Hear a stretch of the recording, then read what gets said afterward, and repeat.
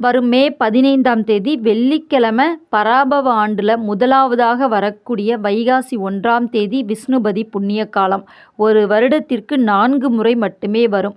60 வருடங்களுக்கு பிறகு வரக்கூடிய ஒரு சக்தி வாய்ந்த நாள் நாளைய தினம் வெள்ளிக்கிழமை வர இருக்கிறது. இந்த விஷ்ணுபதி புண்ணிய காலம் வெள்ளிக்கிழமை அன்னைக்கு அதிகாலை 1:30 மணியில இருந்து காலை 10:30 மணி வரை இருக்கு.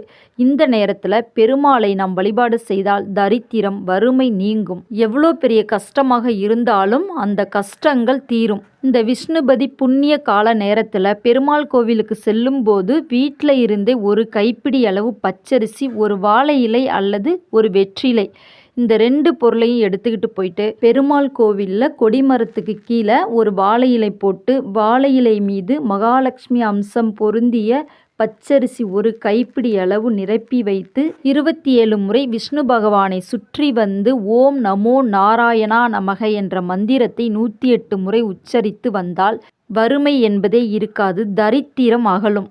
மகாலட்சுமி தாயாரும் விஷ்ணு பகவானும் இணைந்து நமக்கு வேண்டிய செல்வங்களை வாரி வழங்குவார்கள். நாளைய தினம் வெள்ளிக்கிழமை மறக்காம விஷ்ணுபதி புண்ணிய காலத்தன்று இதை நாம் செய்யும் போது விஷ்ணுவின் அருள் பரிபூர்ணமாக கிடைக்கும்.